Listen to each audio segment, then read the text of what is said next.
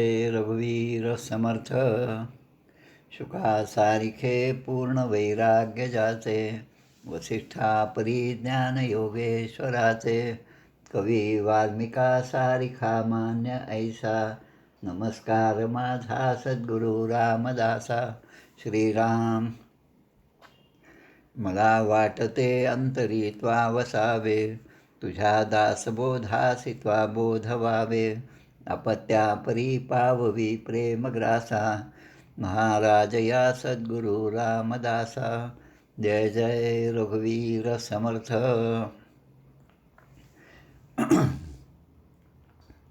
श्रीकृष्ण गोविंद हरे मुरारे हे नाथ नारायण वासुदेव प्रद्युम्न दामोदर विश्वनाथ मुकुंद विष्णोर्भगवन् नमस्ते सच्चिदानन्दरूपाय विश्वोत्पत्त्यादिहेतवे तापत्रय विनाशाय श्रीकृष्णाय वयं नमः.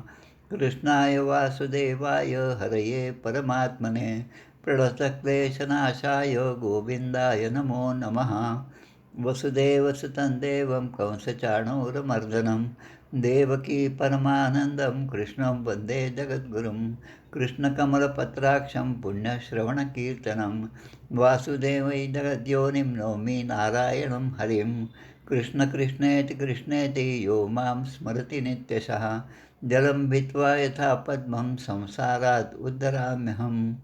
कृष्णाय वासुदेवाय देवकीनन्दनाय च नन्दगोपकुमाराय गोविन्दाय नमो नमः.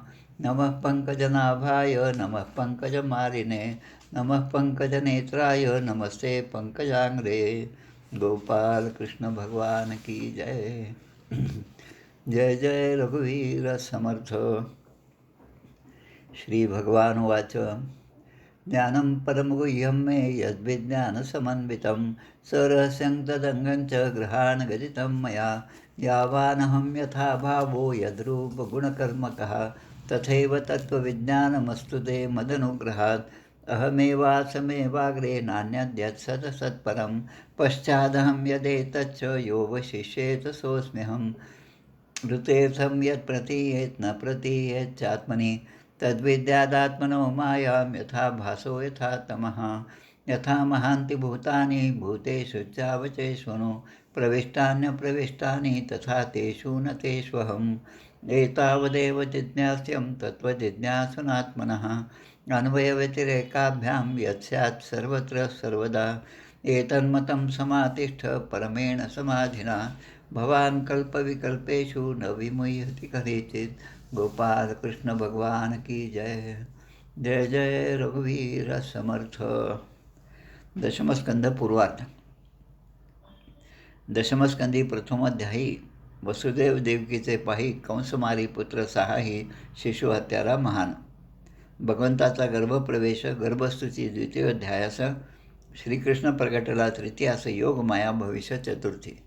पंचमात जन्मोत्सव गोकुळी पूतना षष्ठात उद्धरली शकट तृणावर्तोद्धार कथा केली सप्तमा माझी. अष्टमी नामकर्ण बाललीला नवमी श्रीकृष्ण उखळी बांधला दशमी यमलार्जुन उद्धरला एकादशी तारिले वत्स बक.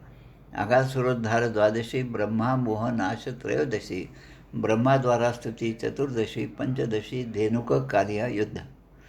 षोडशी काली अशी प्रसन्न सप्तदशी त्याचे पूर्वकथन दावानली वाचती व्रजजन अष्टादशी प्रलंब तारिला. 19 व्रजानल शांती विसाद शरद ऋतू कथाती 21व्यात अन्योक्ती वेणुगीत. चिरहरण 22 यज्ञपत्नीवरी कृपा 23 इंद्रयज्ञ निवारण 24 पंचविंशी गोवर्धनोद्धारण. श्रीकृष्ण चर्चा 26 श्रीकृष्णाभिषेक 27 नंद बंधमुक्ती 28 29 रासलीलारंभ. गोपी विरह 30 गोपिका गीत 31 गोपीशी कृष्ण दर्शन 32 महारास 33 सुदर्शन शंख चिडोद्धार 34 युगलगीत 35 अरिष्टोद्धार अक्रूर गमन 36 37 केशी व्योमोद्धार. अक्रूर व्रजयात्रा 38 मथुरा गमन 39 श्रीकृष्णस्तुती 40 41 मथुरा प्रवेश. कुब्जेवर कृपा धनुष्यभंग कंस व्याकुळता 42 सांग कोलयद्धार मल्लयुद्ध रंग 43 निवेदिला. चाणूर मुष्टिक कंसोद्धारण 44व्यात कथन. कृष्ण बळराम सूत्रबंधन गुरुकुल प्रवेश 45. उद्धव प्रजयात्रा 46. उद्धव गोपी भ्रमरगीताशी 47व्या अध्यायाशी केले निवेदन. अध्याय 48. श्रीकृष्ण भेटी कुब्जा अक्रूर ग्रहाशी अक्रूर हस्तिनापुराशी 49 जात असे. गोपाल कृष्ण भगवान की जय. श्रीराम जय राम जय जय राम. आता आजच्या या अध्यायामध्ये कार्तिक वद्य प्रतिपदा आजचा दिवस शके 1946. काल आपण गुरु गोविंद सिंग गुरु नानक जयंतींच्या निमित्ताने त्यांच्या 10ही शिष्यांच्याबद्दल थोडासा विचार केला. त्यांनी दिलेलं बलिदान लक्षात घेतलं आणि हिंदू धर्माच्या रक्षणासाठी त्यांचा असा आदर्श आपल्यापुढे ठेवला. कालचा 14 नोव्हेंबरचा परवाचा 14 नोव्हेंबरचा दिवस म्हणजे आपण बालक दिन पंडित नेहरूंचा जन्मदिवस म्हणून आपण साजरा करतो. पण आता मोदी सरकारने आल्यापासून त्याऐवजी 21 डिसेंबर ते 25 डिसेंबर 27 डिसेंबर तसं पाहिलं तर ह्या 7 दिवसामध्ये या गुरु घराण्यातल्या गुरु गोविंद सिंगांच्या 4ही मुलांची हत्या क्रूर अशा त्या आक्रांताने केली. त्यांचं स्मरण खरं बालक दिन आहे असा भाव त्यांच्या म्हणण्यामध्ये होता आणि तो अगदी खराच आहे. त्या सर्वांना आपण विसरलो आणि एक बालक दिन म्हणजे चाचा नेहरू एवढंच आपल्या लक्षात राहिलं आणि तेच आपल्याला शाळेमध्ये शिकवण्यात आलं होतं. या सगळ्या पार्श्वभूमीवर आज दिल्लीमध्ये एक विराट सनातन धर्म संसद सभा आयोजित केली आहे. श्रीमद भागवताचे कथाकार श्री देवकीनंद ठाकूर यांनी यामध्ये पुढाकार घेऊन सगळ्यांना एकत्रित केलं. भारतभरातून अनेक संत त्या ठिकाणी आलेले आहेत. तो कार्यक्रम तिकडे टी व्हीवर चालू आहे. दुपारी 1 वाजल्यापासून सुरू होता आजच्या दिवशी. कारण ते सनातन बोर्ड आपल्या या धर्मामध्ये या भारतामध्ये स्थापन झाले पाहिजे असा आग्रह आपण सगळे धरत आहोत. त्या निमित्ताने सगळ्या संतांची मांदियाळी एकत्र त्या ठिकाणी आलेली आहे. प्रत्येकाचा तोच भाव आहे की आपल्यावर जे आक्रमण झालं त्याचा विरोध आपण केला पाहिजे. नुसतं जप करून माळ घेऊन पोथ्या वाचून चालत नाही, पण क्रिया जी आहे ती प्रत्यक्ष आपण दाखविली पाहिजे.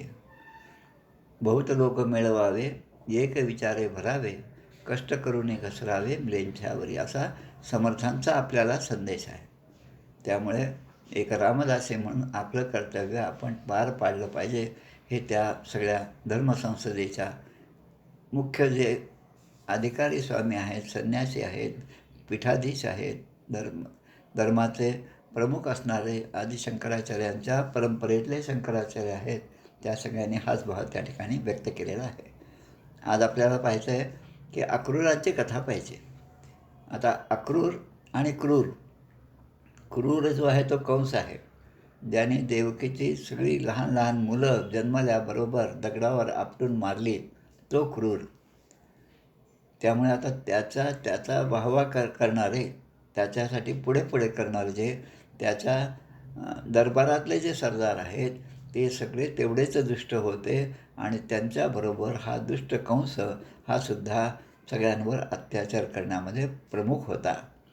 पण त्याच्याच राज्यामध्ये एक अक्रूर असे होते की जे अक्रूर भगवंताचे, भगवान श्रीकृष्णाचे भक्त होते. भक्तीचा त्यांच्या हृदयामध्ये वास होता आणि त्यामुळे अखंड भगवंताचं चिंतन करणारे ते अक्रूर होते. आता असं असतं की एखाद्याला चोराला पकडायचा असेल तर 2, 4, 5 पोलीस जातात, त्याला पकडतात आणि त्याला घेऊन येतात.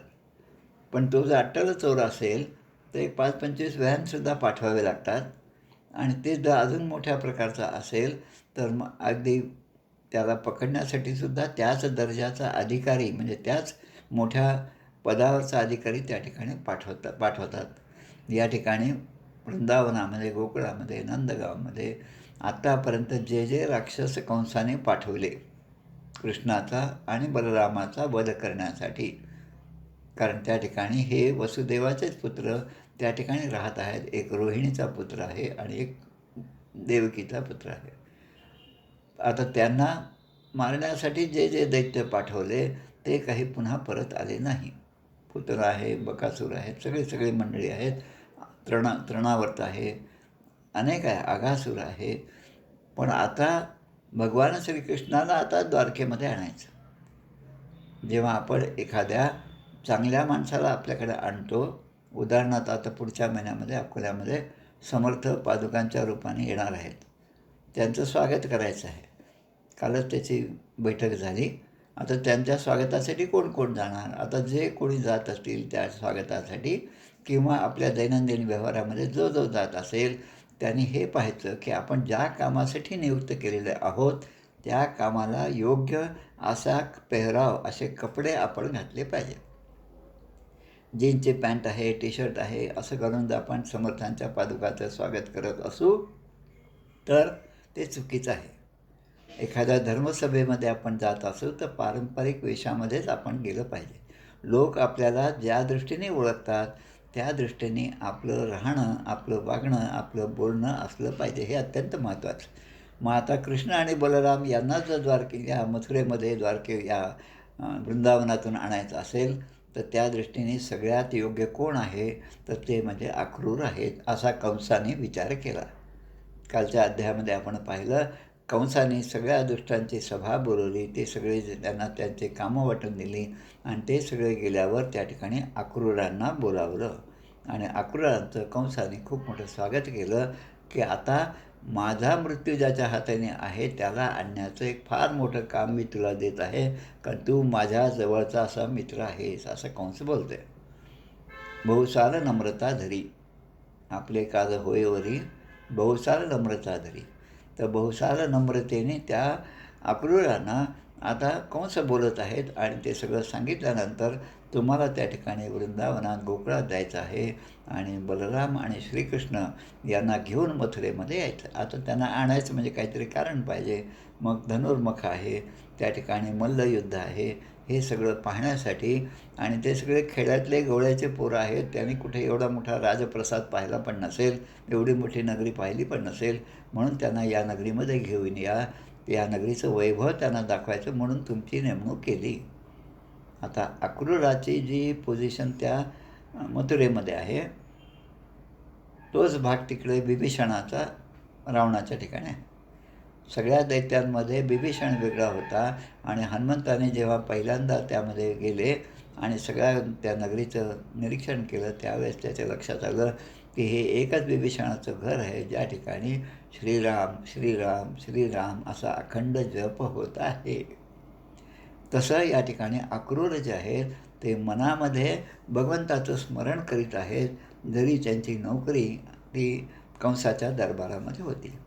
म्हणून शुकदेव आता परीक्षित राजाला सांगत आहेत, अक्रूरोपितां रात्री मधुपर्यां महामती पुषित्वा रथमास्थाय प्रययो नंदगोकुलम. महामती ही अक्रूराचं विशेषण जे आहे महामती. मती म्हणजे बुद्धी, महामती म्हणजे सगळ्यात प्रखर तेज असणारी बुद्धी ज्याच्याकडे आहे ते म्हणजे अक्रूर. आता त्यांनी हे सगळं कंसाचं सगळं ऐकलं आणि तुम्ही जसं म्हणलं तसं मी करायला तयार आहे असं म्हणून ते त्यांनी मान्य पण केलं आणि मी आता उद्या त्या वृंदावनामध्ये जातो. आणि मग ते आपल्या घरी गेले आणि सकाळी उठून रथामध्ये बसून गोकुळामध्ये जाण्यासाठी ते निघाले. उषित्वा रथम आस्थाय. रथम आस्थाय म्हणजे उषित्वा म्हणजे सकाळी उठून रथम आस्थाय रथामध्ये बसून प्रययो नंद गोकुळम नंदाच्या गोकुळामध्ये जाण्यासाठी ते निघाले. आता प्रवासामध्ये आपल्याला ज्या ठिकाणी जायचं असेल तिथे कसं जावं हे सांगतात आमचे रामसुखदास महाराज, ज्यांनी गीतेवरचं फार मोठं भाष्य साधक संजीवनी नावाचं लिहिलं आहे. अनेकांच्याकडे तो ग्रंथ असेल, ज्यांच्याकडे नसेल त्यांनी गोरखपूर प्रेसच्या त्या गीता प्रेसमधून तो जरूर विकत आणावा. प्रत्येकाच्या घरी तो असला पाहिजे. आणि गीतेच्या प्रत्येक श्लोकामध्ये अर्जुनाचं कृष्णाचं जे जे नाव आहे, विशेषण जे आहे त्याचा अर्थ त्या ठिकाणी दिला आहे. आणि प्रत्येक श्लोकाचा अर्थ देत असताना आजच्या युगामध्ये आजच्या काळामध्ये त्या श्लोकाचा काय संदर्भ आहे हे सुद्धा खूप छान पद्धतीने दिलेलं आहे. तसं या ठिकाणी अक्रूर आता जे इकडून जात आहे तर ते म्हणतात आणि त्या पुस्तकामध्ये रामसुखदास महाराज म्हणतात, एखाद्या यात्रेला आपल्याला जायचं असेल, तर त्या यात्रेला जात असताना इथून आता आपल्याला सज्जनगडाला जायचं आहे, कल्पना करा. आणि जात असताना आता मध्ये जे जे गावं लागतात, संभाजीनगर लागलं की चला माझे मामा आहेत त्यांच्याकडे जाऊ. पुढे गेले नगर लागलं, अजून कोणीतरी काका आहेत. पुण्याला गेले की ते सारसबागच्या गणपतीचं दर्शन घेतलं पाहिजे.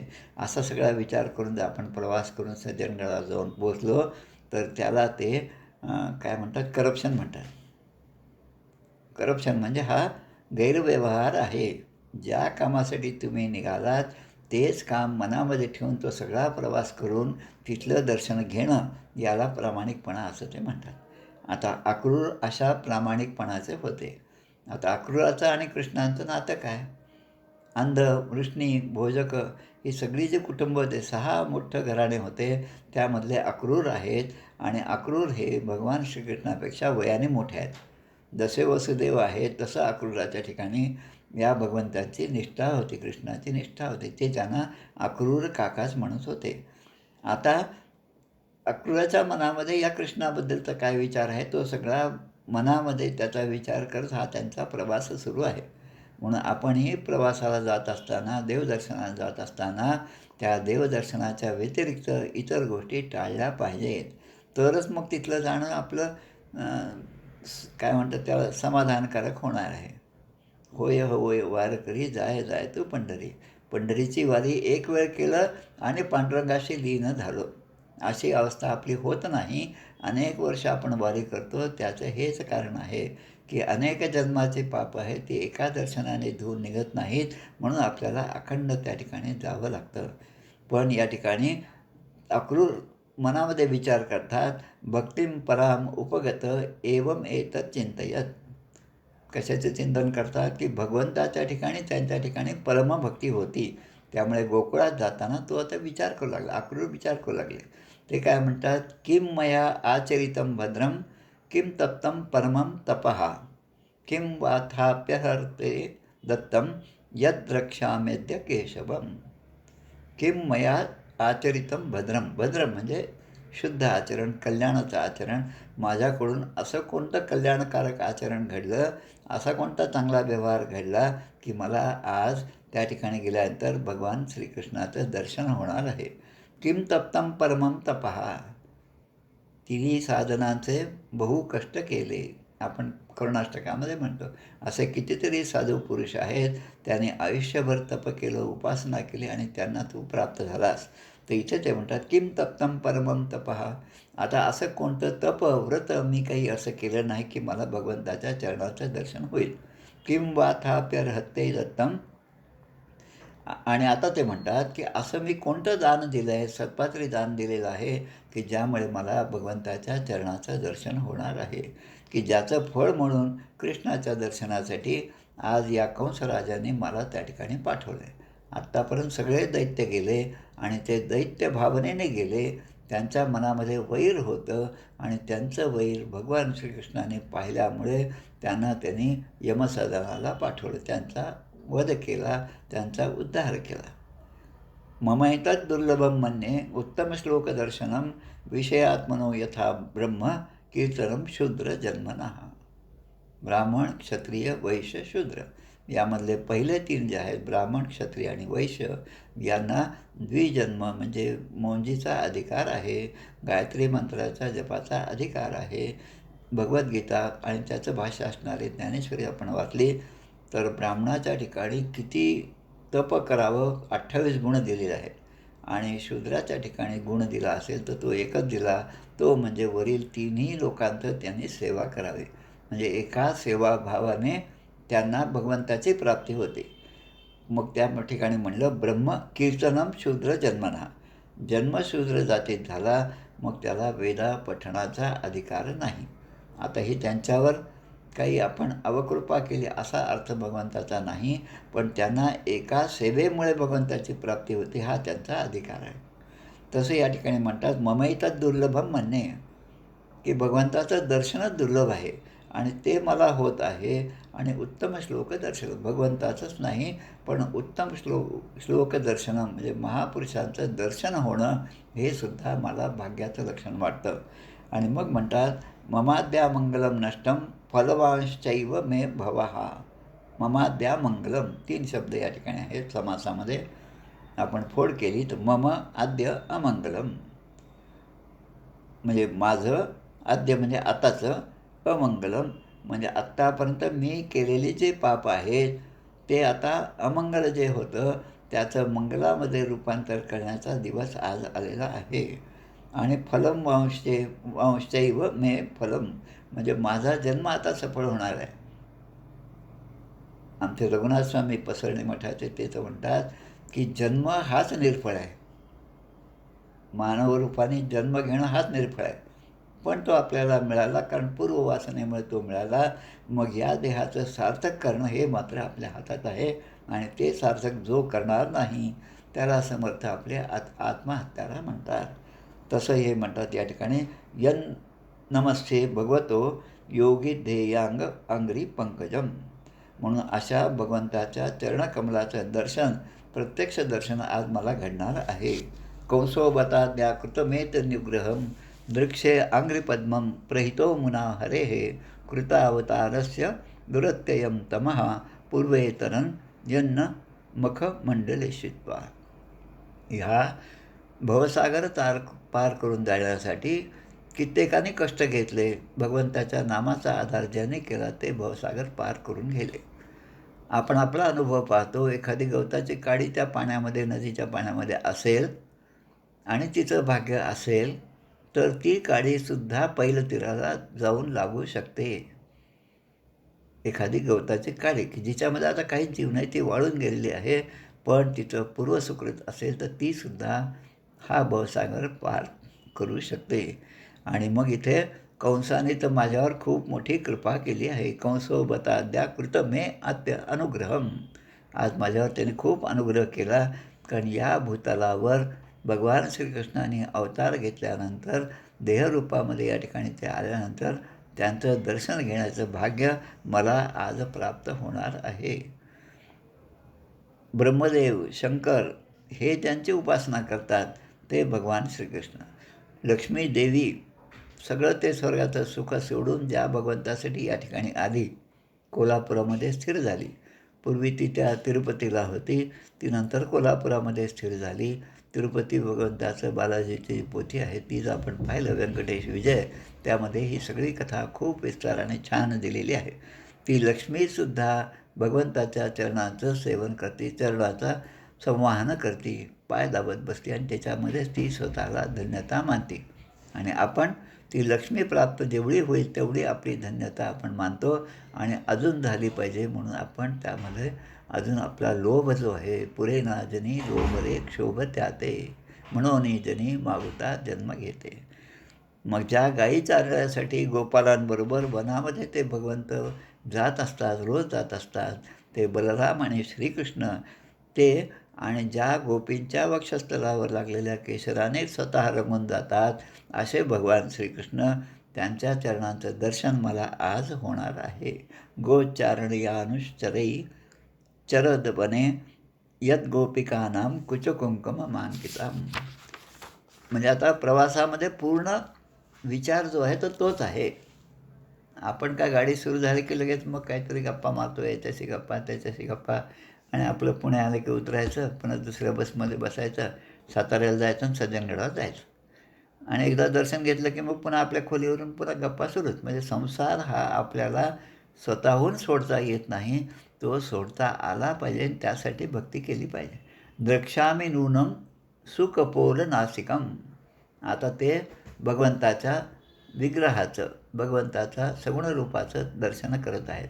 त्या मुकुंदाचे गाल, त्याचे नाक, आधरम मधुरम हे जे आहे मधुराष्टक, हे अगदी ऐकण्यासारखं आणि त्यामध्ये रंगून जाण्यासारखं आहे. मुखकमल किती शोभा देणार आहे, त्याच्यावर कुरळे केस आहेत ते सुद्धा त्याचं सौंदर्य वाढवतात. कारण आज जी हरणे माझ्या उजव्या बाजूने जात आहेत, ते रस्त्याने जात असताना हरिण उजव्या बाजूने जाणं हे शुभलक्षण सांगितलेलं आहे. आणि म्हणून ते म्हणतात हे शुभलक्षण मला दिसत आहे. सगळे हरणांचे कळप जे माझ्या उजव्या बाजूने जात आहेत, म्हणजे मला आज खूप मोठा लाभ होणार आहे. अद्यप्य विष्णोर मनुजत्व मीयुषो भारावताराय भुवे निजेच्छया. भुवो निजेच्छया, निज इच्छया, म्हणजे स्वतःच्या इच्छेने त्याने हा मनुष्य देह धारण केला आहे भगवंताने. आणि कशासाठी? तर पृथ्वीवरील भार उतरविण्यासाठी भगवान विष्णूने स्वेच्छेने मनुष्य देह धारण केला आहे. सौंदर्याची खाण असणारे ते भगवंत आहे आणि माझ्या दृष्टीला मिळणारा हा खूप मोठा परमलाभ आहे. जे अहंकार न बाळगता कार्यकारणरूप जगाचे फक्त दृष्टे आहेत. भगवंत कसे आहेत? ते कुठल्याही प्रकारचा अहंकार नाही. आज सगळी ही पृथ्वी, सगळी सृष्टी, नभांगण, तारांगण जेवढा म्हणून आपण या भूगोल खगोलाचा विचार करू, त्या सगळ्याचे मालक ते आहेत.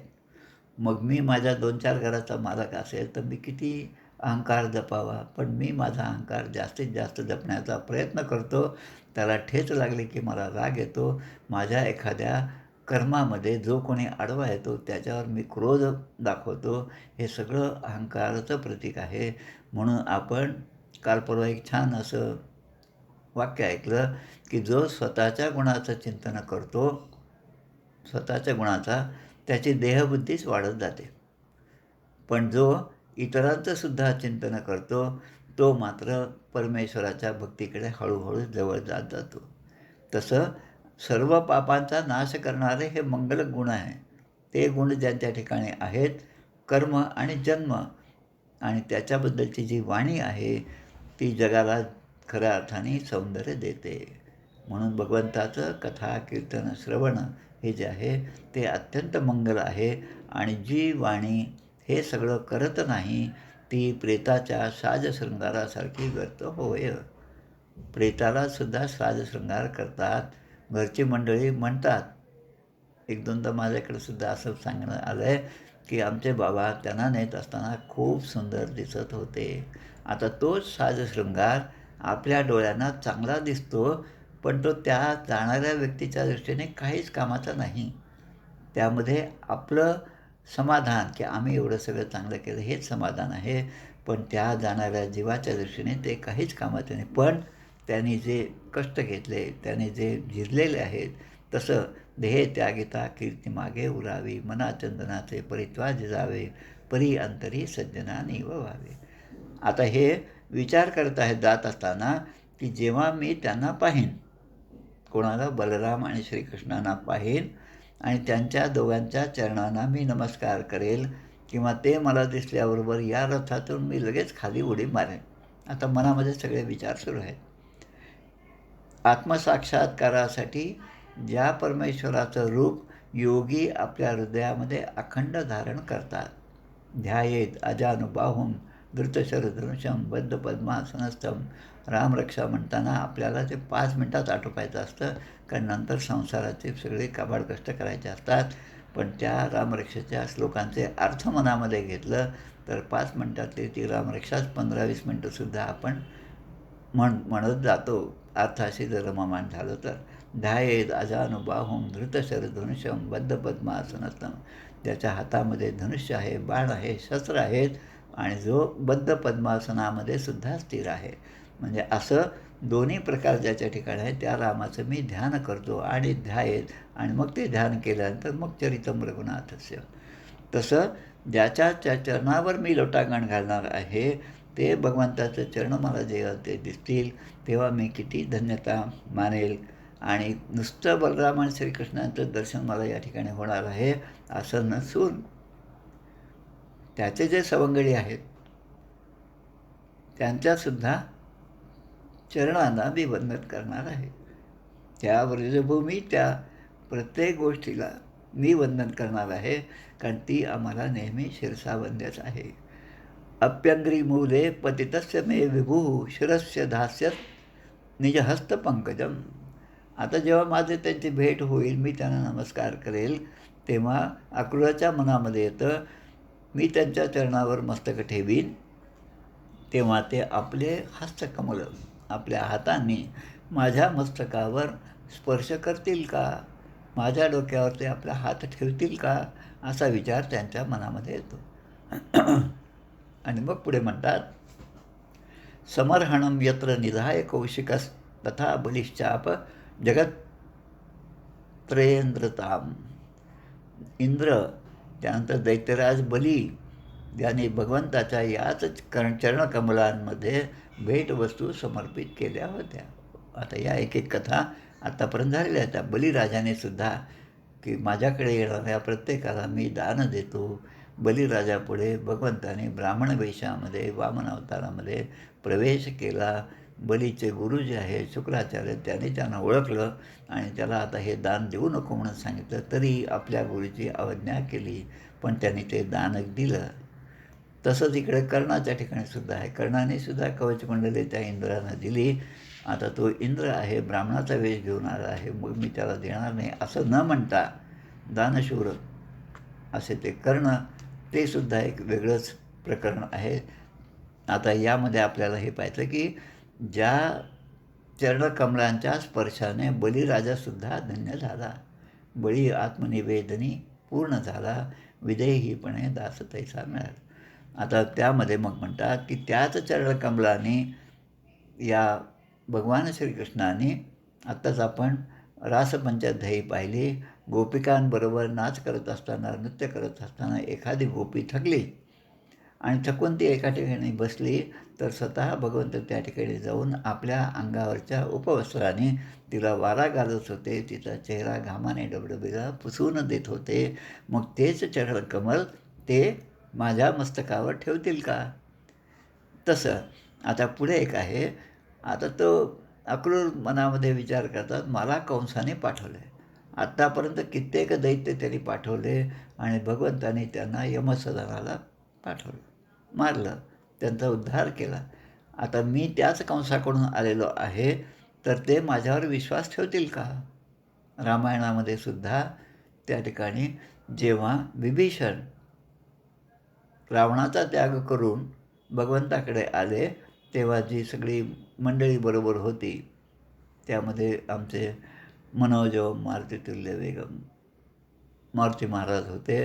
आणि मारुतीच्या मनामध्ये आलं की हा तिकडून आला आहे, शत्रुपक्षाकडून आलेला आहे, आता याला आपल्यामध्ये घ्यावं का नाही असा तो विचार करून एक एक कसोटी लावत होते. तेव्हा भगवंताने हास्य केलं, कारण भगवंत हे प्रत्येकाचंच प्रत्येक गोष्ट जाणत असतात. त्या विभीषणाची ठिकाणी असणारी रामाची भक्ती हे पाहून त्यालासुद्धा आपल्याकडे घेतलं. आता विभीषणाच्या मनामध्ये एकच गोष्ट की त्या लंकेचं राज्य, अधिकारीपद हे मला प्राप्त व्हावं. आणि मग युद्ध होण्याच्या अगोदर, रावणाला मारण्याच्या अगोदरच त्या विभीषणाचा राज्याभिषेकसुद्धा रामाने केला. तसं आता इथे म्हणतात की ते अच्युत, ते भगवान श्रीकृष्ण मला शत्रू समजणार नाहीत ना, म्हणून त्याच्या मनामध्ये ही सगळी गोष्ट येते. क्षेत्रज्ञ इत्यक्षम अमलेन चक्षुषः, ते आपल्या क्षेत्रज्ञ रूपाने निर्मल दृष्टीने माझ्याकडे पाहतील का? सुरत्तमं ज्ञानिमनन्य दैवतं दोर्भ्यां बृहद्भ्यां परिरप्स्यतेथ माम. आता तो म्हणतात, अक्रूर म्हणतात, मी त्यांच्या नात्यातला आहे, त्यांचा अत्यंत जवळचा आहे, त्यांचा हितचिंतक आहे, हे सगळं त्यांना माहीत आहे. आणि माझ्यासाठी त्यांच्याखेरीज अन्य दैवत नाही, म्हणून ते आपल्या पुष्ठबाहूंनी मला आपल्याजवळ घेतील का, असं मनामध्ये विचार. आणि हा प्रवास चालू आहे व्रजाकडे जाण्याचा. त्याचवेळी माझा देह ते जर मला आपल्या बाहूपाशात घेतील, राम आणि कृष्ण, तेव्हा माझा देहसुद्धा तीर्थरूप होईल आणि आत्तापर्यंतची माझी जी काही कर्मबंधनं होती, त्या कर्मबंधनातून सुद्धा मला मुक्ती प्राप्त होईल. लब्धांगसंगम प्रणतं कृतांजलीं मां वक्षते कुरूर तत्ते तु उरुश्रवाः. तदा वयं जन्मभृतो महीयसा नैवादृतो यो दिग्मुष्य जन्म तत्. ते जेव्हा मला आलिंगन देतील, तेव्हा मी हात जोडून मस्तक लावून त्यांना नमस्कार करेन. तेव्हा ते मला अक्रूर काका असं म्हणून मिठी मारतील आणि तेव्हा माझं जीवन धन्य होईल. हा जो मी देह धारण केला आहे, तो देह खऱ्या अर्थाने सफळ होईल. श्रीकृष्णाने ज्याला आपले म्हटले, त्याच्या जन्माचा धिक्कार असो. कारण भगवंताने आपलं म्हणणं हे फार महत्त्वाचं आहे. मी भगवंताला आपलं मानणं हे माझ्या बुद्धीवर, माझ्या कल्पनेप्रमाणे, माझ्या अनुष्ठानाप्रमाणे, माझ्या व्रताप्रमाणे हे माझ्यावरच अवलंबून आहे. पण भगवंताने सुद्धा मला आपलंसं केलं पाहिजे. त्या भगवंताने ते मला आपलंसं करतील का? न तस्य कश्चित दयितः न च प्रियो द्वेष उपेक्ष एव वा. आता भगवंताचे गुण सांगितले की भगवंताच्या दृष्टीने कोणीही त्यांना प्रिय नाही आणि कोणीही अत्यंत जवळचा नाही, कोणी आवडता नाही आणि कोणी नावडताही नाही, कोणी शत्रू नाही आणि उपेक्षेला पात्र असा कोणीही नाही, असं ते सगळीकडे समदृष्टी ठेवणारे आहेत. कल्पवृक्ष ज्याप्रमाणे त्याच्याकडे जाणारा चांगला माणूस आहे का वाईट माणूस आहे हे पाहत नाही, पण त्यांनी जी कामना मनामध्ये केली ती कामना सिद्धीस जाण्यासाठी कल्पवृक्ष हा केव्हाही त्यांना जसा आधार देतो, आशीर्वाद देतो, त्याप्रमाणे या भगवंतांना जो जसा भजेल तसं ते त्याची इच्छा पूर्ण करतात. ये यथा मां प्रपद्यन्ते तां तथैव भजाम्यहम्. किंवा समर्थ आपल्याला जसं म्हणतात, जैसे दयाचे भजन तैसाचे देवही आपण. जैसे दयाचे भजन. रवगणाचं आपण आख्यान ऐकलं त्यावेळेस याचं आख्यान ऐकलं आपण जडभरताचं. जडभरताला मारायला ते सगळे आले आहे, दुष्टदेव आहेत ते सगळे, आणि जडभरताला आता मारणार ती देवी त्या ठिकाणी आहे. देवी पाहते हे सगळे माझे भक्त आहेत आणि मला बली अर्पण करणार आहेत, पण यांच्या भावापेक्षा या जडभरताच्या ठिकाणी असणारे भक्तिभाव जो आहे तो श्रेष्ठ आहे.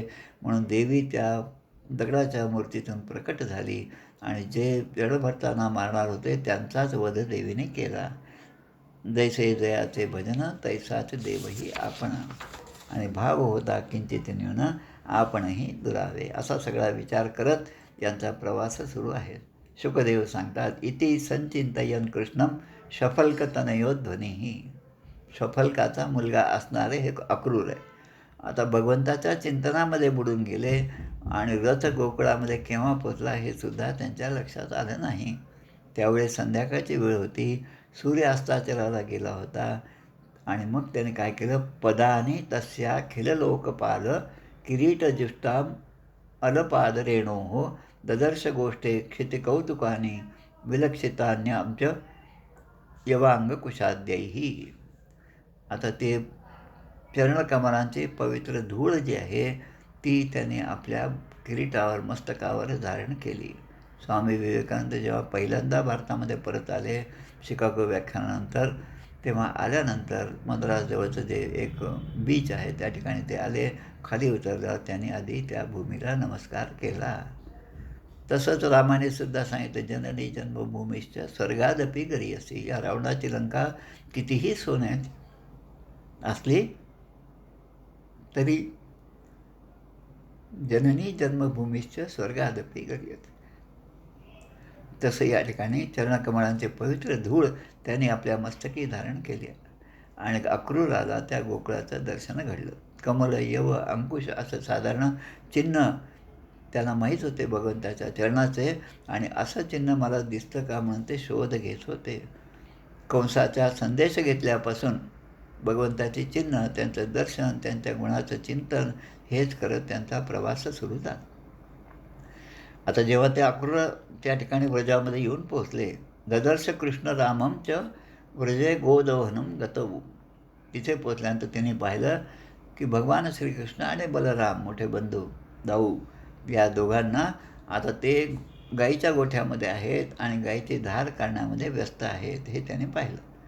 कृष्णाने पितांबर धारण केलेलं आहे आणि बलरामाने नीलांबर धारण केलेलं आहे.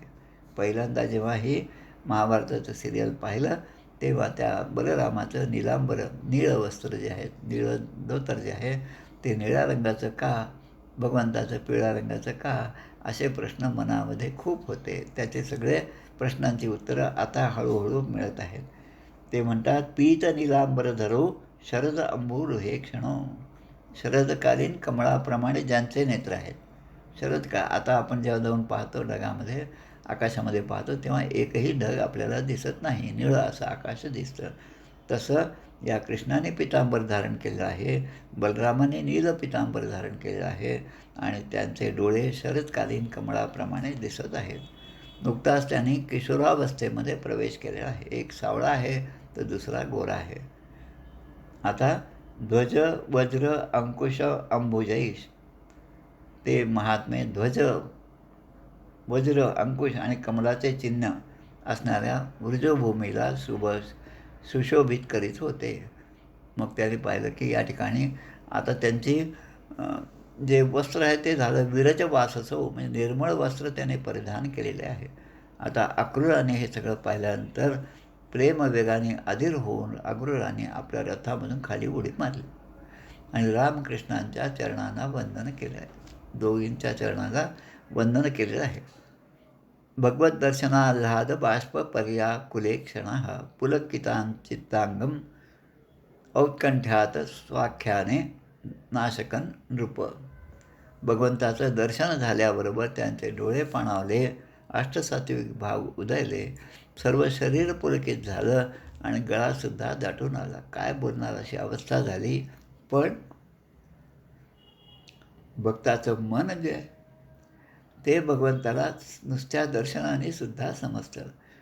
पूतनेचं दर्शन भगवंताला झालं आणि हे दुष्टभाव घेऊन माझ्याकडे येत आहे असं म्हणून भगवंताने आपले डोळे मिटले. श्रीमद भागवतामध्ये त्या पूतनेला पाहिल्यावर त्या छोट्याशा किती 6-8 दिवसाच्या भगवंतानी आपले डोळे का मिटले याबद्दलचे 16 का 18 गोष्टी त्या ठिकाणी सांगितलेल्या आहेत. तसं या ठिकाणी यांना पाहिल्याबरोबर भगवंतानी यांना ओळखलं. भगवान स्तम अभिप्रेत्य रथांकांकित पाणिना परिरेभेप्यू उपाकृष्य प्रीतः प्रणतवत्सलः. भगवंताने आपल्या चक्रांकित हाताने, त्यांच्या हातामध्ये ते सुदर्शन चक्र होतं आणि जेव्हा पाहिजे तेव्हा ते प्रकट होत होतं आणि मग त्या हाताने या अक्रूर काकांना त्याने जवळ घेतलं आणि आपल्या हृदयाशी धरलं. संकर्षणश्च प्रणतम उपगुह्य महामनाः गृहीत्वा पाणिना पाणी अनयन सानुजो ग्रहम. आता या दोघा बंधूंनी, बलराम आणि श्रीकृष्णाने, त्या अक्रूराचा एक हात पकडला, एक हात कृष्णाने पकडला, एक हात बलरामाने पकडला आणि अक्रूर काका त्या रथातून खाली उतरल्यावर त्यांना दोघांना घेऊन ते आपल्या घरामध्ये गेले. पृष्ठात स्वागतम तस्मै निवेद्यस वरासनन प्रक्षाल्य विधिवत पादो मधुपर्कारहण आरत. मधुपर्क विधी आपल्याला माहिती आहे. लग्नाच्या वेळेस आदल्या दिवशी वर जेव्हा येतं मंडपामध्ये तेव्हा त्या वराचं स्वागत त्या ठिकाणी मधुपर्क विधी होतो, त्यांचं पूजन केलं जातं. तसं विधिवत उच्चासनं देऊन या अक्रूर काकांचं दोघांनीही आणि नंदांनी विधीपूर्वक पूजा केली, मधुपर्क पूजा केली. अन्नम बहुगुणम मेध्यम. आता त्यांचा थकवा जावा आणि मग त्यांना आल्यानंतर काहीतरी भेट द्यावी म्हणून एक गायसुद्धा त्यांना भेट दिली, त्यांचे पाय चेपून दिले आणि नंतर त्यांना मिष्टान्नाचे भोजन दिले. तस्मै भुक्तवते प्रीत्या राम परधर्मविद मुखवासेर गंधमाल्यै. मुखवास म्हणजे आत्ताचं आपण जे म्हणतो सुगंधी सुपारी जी आहे ती त्यांना दिली, विडा दिला, सुगंधी माळ त्यांना घातली आणि त्यांना अतिशय आनंदित असं केलं. सत्कार झाला. आता एक एक प्रश्न विचारायला सुरुवात झाली. काका, प्रवास कसा झाला, कसे तुम्ही आलात, कंसाच्या घरचं काय वर्तमान आहे, असं. कंसे जीवती दाशार सौनपाला इवा वयः.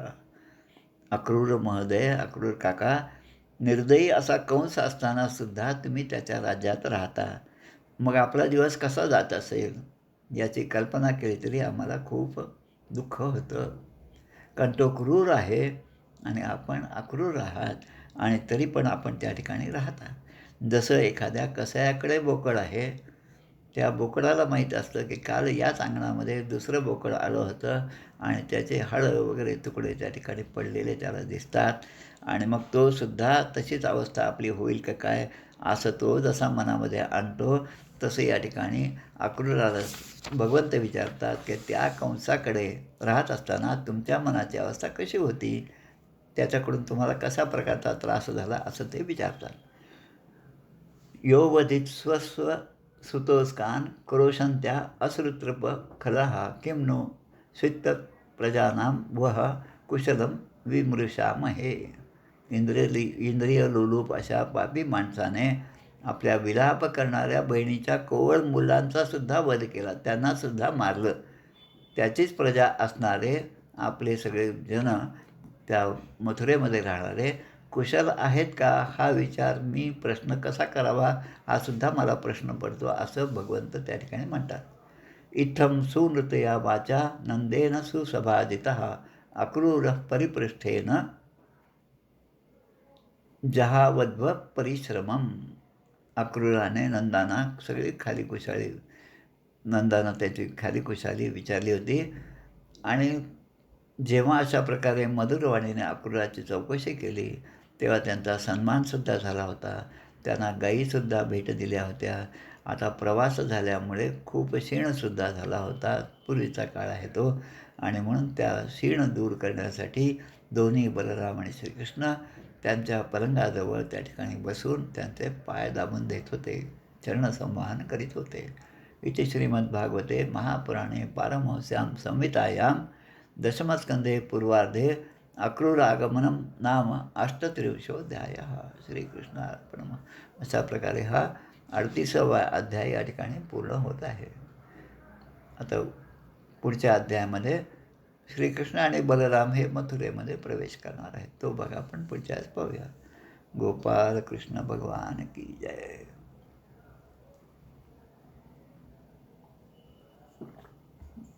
आपण खरोखरच भाग्यवान आहोत की असे सिरियल आपल्याला पाहायला मिळाले. एकदा नाही दोनदा पाहायला मिळाले. आणि आता जेव्हा हे सगळं आपण ऐकतो तेव्हा आता पुन्हा तिसऱ्यांदा पाहू तेव्हामध्ये आपल्या दृष्टीमध्ये खरोखरच फरक पडला, असं आपल्या विचारामध्ये सुद्धा फरक पडेल. अशा प्रकारचं हे महाकाव्य आहे, महापुराण आहे. आरती म्हणूया आपण. जय हो जय श्री भागवता, आरती करी तुझ भगवंता. श्री शुकमुनीने परम भक्तीने, नाना परीने गायले जा हरिचरिता. आरती करी तुझ भगवंता. वेद तरुचे मधुर फळ, स्वादुरसे जे सोज्वळ. आत्मा राम मुनी अचल, सेवुनी करीती जन सफळ. महापर्वणी आली अवनी, ती अगहरणी भवजलतरणी. ती पतिता आरती करी तुझ भगवंता.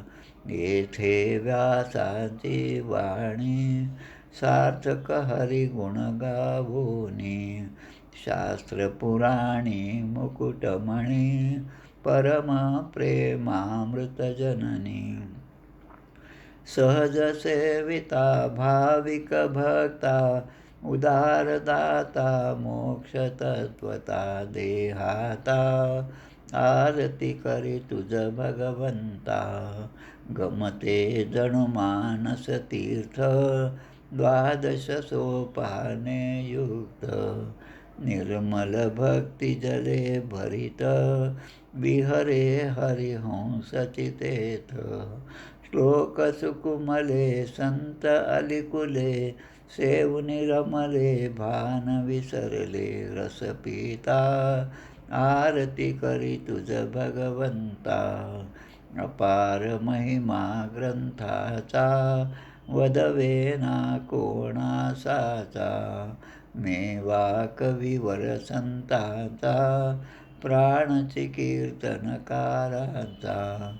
जणू बोधाचा स्वयंप्रभेचा, द्वादश कळीचा रवी अंतरीचा. तमहर्ता आरती करी तुझ भगवंता. ग्रंथ नव्हे हा श्रीकृष्ण, गीते वेधी मन पूर्ण. अनन्य होता या शरण, खचित टळे जन्म मरण. त्रितापदाती चिरये शांती, नाथ ही वदती रामपदी ठेवी माता. आरती करी तुझ भगवंता. जय हो जय श्री भागवता, आरती करी तुझ भगवंता. गोपाल कृष्ण भगवान की जय. जय जय रघुवीर समर्थ.